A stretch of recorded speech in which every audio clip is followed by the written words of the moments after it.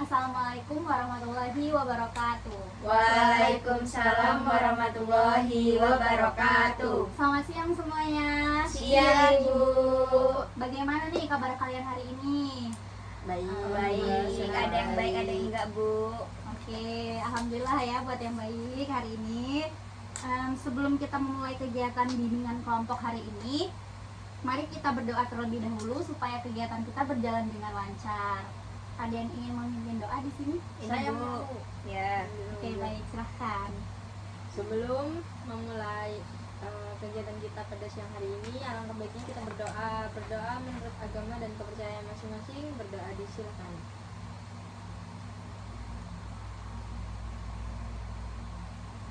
Berdoa selesai. Oke, baik, terima kasih. Sebelum kita lanjut kegiatan selanjutnya, di sini Ibu akan memperkenalkan diri dulu. Perkenalkan, nama Ibu Najwa.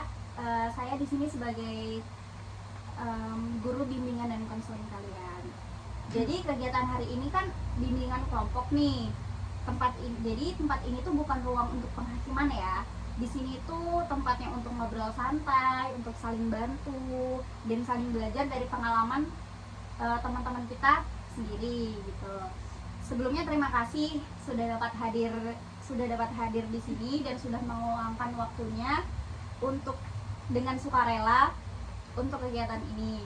Kalian datang ke sini bukan karena dipaksa, tapi karena ingin saling berbagi kan? Iya, Bu. Oke.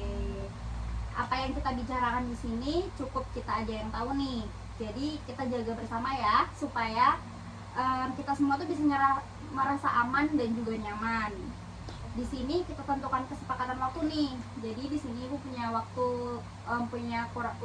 kesepakatan waktu kurang lebih tuh 15 menit. Apakah kalian sepakat? Sepakat. Oke. Sebelum mulai, biar lebih akrab nih, kita bisa nih kenalan satu-satu dulu. Bisa dari sini bisa sebutin nama, kelas, dan yang bikin kamu semangat akhir-akhir ini tuh apa sih? Perkenalkan, nama saya Zahra. Saya dari kelas IPA 12 IPA 3. Ya. Yang membuat saya semangat akhir-akhir ini itu adalah karena banyak liburnya. Gitu.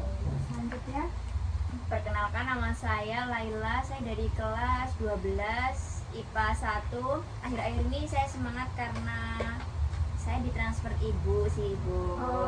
karena ditransfer Iya, jadi lebih semangat gitu ya. Karena kan saya nakpas, Bu. Jadi kalau ditransfer kan lebih semangat Iya, lah. iya. Oke, terima kasih. Selanjutnya, Perkenalkan, nama saya Nafesa dari kelas 12 IPA. Akhir-akhir ini saya semangat belajar karena nilai matematika saya itu naik, Bu. Jadi bikin lebih semangat belajar. Oke, Ya. bagus. Oke, selanjutnya, Perkenalkan, nama saya Ira dari kelas IPS 3. Akhir-akhir ini yang bikin saya jadi semangat itu karena saya termotivasi dari seseorang, Bu. Orang itu orangnya rajin, jadi saya semangat buat belajarnya. jadi kamu punya motivasi gitu ya? Iya, dari orang itu? iya, jadi termotivasi lebih buat upgrade diri lagi. Oke, baik. Terima kasih. Wah, keren nih kalian. Ternyata banyak hal positif ya dari kalian. Jadi hari ini kita mau bahas tentang mengatasi rasa malas di dalam belajar. Untuk kegiatan ini bersifat santai dan sukarela ya. Jadi kalau nanti ada yang mau cerita atau berbagi pengalaman, silahkan. Tapi nggak harus dipaksa karena setiap orang di sini boleh memilih kapan mau waktunya berbicara gitu. Setuju? Setuju. Oke, kita masuk ke kegiatannya. Baik, saya mulai dengan satu pertanyaan nih. Siapa yang mau berbagi duluan? Kapan nih biasanya rasa malas belajar itu tuh muncul? Siapa yang berbagi duluan? Silakan. Saya, Bu. Oke. Saya tuh kalau misalnya rasa malas itu kalau saya udah capek gitu kan, terus saya menunda-nunda, nanti rasa malas tuh berkelanjutan. Jadi nanti misalnya saya habis melakukan kegiatan yang capek, kata saya nantilah saya kerjain tugas selanjutnya, tapi saya istirahat, tapi nanti ujung-ujungnya nggak dikerjain, terus nanti males, semua pekerjaan terbengkalai. Sering kayaknya aku lebih kayak gitu Iya, sama kita. malah kayak terdistract ya Bu, Iya, bahasanya benar. sekarang itu gitu sih Bu. Di sini ada yang sama kayak Ira? Sama Bu ya kayak gitu. Kayak gimana? Sering nunda-nunda, Sering terus nunda akhirnya tugas. malas. Iya, terus akhirnya malas. Akhirnya nggak dikerjain tugasnya. Tapi udah ngerjain tuh tapinya capek gitu, ngerasanya capek, butuh istirahat dulu sebentar tapi kebablasan Kebablasan jadi gitu males ya. gitu. Kadang suka kebablasan tidur juga. Iya. Iya. Scroll TikTok juga Bu. Oh, iya. Kayaknya kalau scroll TikTok lebih susah lagi ya. Iya, Iya, betul. Karena benar-benar udah ke distract gitu. Iya. Oke. Jadi dari cerita kalian nih, penyebab rasa malas itu bisa karena capek, bisa karena bosan, dan juga gangguan suasana kan. Atau bingung juga nih mau mulai dari mana gitu. Nah sekarang saya ingin dengar nih, kalian biasanya melakukan apa sih saat rasa malas belajar tuh muncul? Apa yang kalian lakukan? Kalau aku biasanya pindah tempat, jadi kayak misal tadinya belajar di depan, pindah ke luar, Biar nggak bosan gitu di ya? teras atau di teras belakang atau di teras depan, ganti suasana lah. Iya, suasana baru berarti. Iya. Ada lagi? Belajar bareng teman, Bu. Oh iya. Iya, bareng teman biar lebih semangat. Biar nggak bosan gitu. Soalnya kalau bareng-bareng tuh lebih Iya, hidup lebih gitu ya. hidup. Iya. Kira gimana? Jadi kan kalau ini ganti Suasana. suasana, kalau aku sih pengennya ganti gaya belajar. Jadi Oh. gaya belajarnya tuh yang jangan monoton. Kita cari dulu nih, kita tuh tipe pembelajarannya gimana biar asik, dan tentunya kita lebih nyambung dengan visual, audio ya. Kita nonton itu, kita cari-cari materi, nggak cuman baca dari buku doang. Karena kan kalau kita baca dari buku kayak nggak ada yang ngejelasin, jadi kayak gampang bosen, ngerasa males gitu kan. Tapi dari bosen juga males ya Bu. Males, ya. Jadi kayaknya kita harus cari referensi gaya belajar kita tuh yang namanya gimana gitu. Berarti kalau kamu mau ubah cara gaya belajar. Iya, Ya. betul. Itu bagus sekali. Berarti kalian nih udah punya nih cara masing-masing untuk memotivasi diri dalam belajar. Sekarang saya mau tanya lagi ya. Menurut kalian kenapa kita harus melawan rasa malas belajar itu? Kayak kenapa sih rasa malas belajar tuh harus dilawan gitu? Biar apa? Biar kalau kita nggak ada penyesalan Bu. Soalnya Ya. kalau kita males-males terus, kita kan nggak mempersiapkan diri ya Bu. Kayak kita mau ujian terus kita males, kita nggak belajar, nanti pas ujian dapat nilainya kecil, kita kecewa juga kan Iya, sama benar. diri. Nggak Makanya bisa. penting ya Bu buat kita melawan rasa malas. malas. Biar nggak nyesel nanti di Di akhir. akhir. Ada lagi gimana caranya? Jangan nunda-nunda. Kan kalau kita malas belajar tuh otomatis tugas-tugas yang ada juga bakalan tertunda. Iya, bakal numpuk gitu Nah, ya. kalau udah numpuk kan nanti udah mepet deadline tuh udah kayak stres Pusing tiba-tiba sendiri stres, gitu. pusing sendiri, nggak Iya. bisa ngerjain dan akhirnya nilainya Turun. karena tidak mau dikambing gitu sih. Kayak luar biasa nih. Jadi sebenarnya itu kalian semua udah punya kesadaran kan bahwa rasa malas itu tuh bisa dikalahkan gitu. Nah sekarang saya mau nih kalian pikirkan sebentar.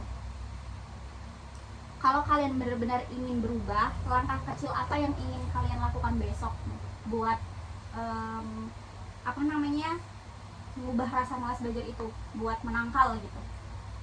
Mungkin membuat skala prioritas. Jadi yang lebih dekat waktunya, atau yang tugas itu lebih cepat itu dikerjakan duluan. Kalau belajar juga, misal besok pelajarannya matematika, fisika, kimia, jadi kita hari ini belajar itu, jadi hari besoknya belajar untuk yang hari besoknya gitu sih.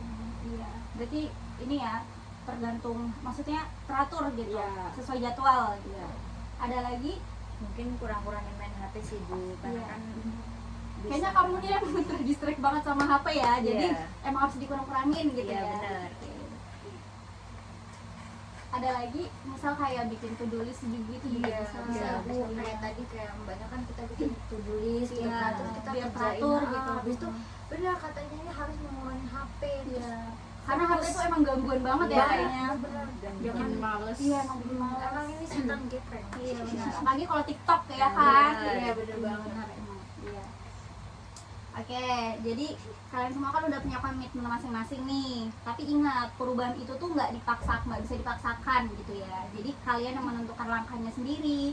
Jadi saya di sini hanya membantu memfasilitasi saja.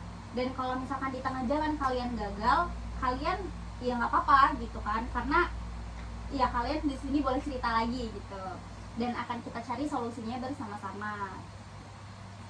Sebelum kita akhiri pertemuan ini, saya ingin dengar pendapat kalian nih setelah ikut kegiatan hari ini, apa yang bisa kalian ambil dari bimbingan ini? Saya jadi tahu sih Bu, kalau yang malas-malasan tuh ternyata bukan saya sendiri, ternyata ada teman Masih banyak ya, ya. dan tahu cara penyebab malas tuh datangnya dari mana, Oh, terus iya. apa saja kira-kira yang bisa kita lakukan untuk cara mengatasi rasa mengatasinya. malas. Oke. Saya udah bangga nih sama keterbukaan dengan keterbukaan kalian hari ini. Kalian datang dengan keinginan sendiri, mau mendengarkan dan berbagi. Itulah yang membuat kegiatan ini tuh bermakna. Gitu. Jadi ingat ya, perubahan itu datang dari kemauan, bukan paksaan. Kalau kalian tetap berusaha, hasilnya pasti akan ada hasilnya. Gitu.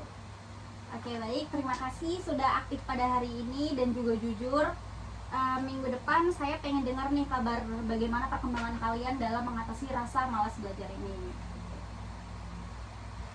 Baik, terima kasih. Kalau begitu kita akhiri pertemuan hari ini ya. Terima kasih atas partisipasi kalian. Tetap semangat dan jangan kasih ruang buat malas belajar. Saya akhiri. Wassalamualaikum warahmatullahi wabarakatuh. Waalaikumsalam warahmatullahi wabarakatuh. Terima kasih Bu. Sama-sama.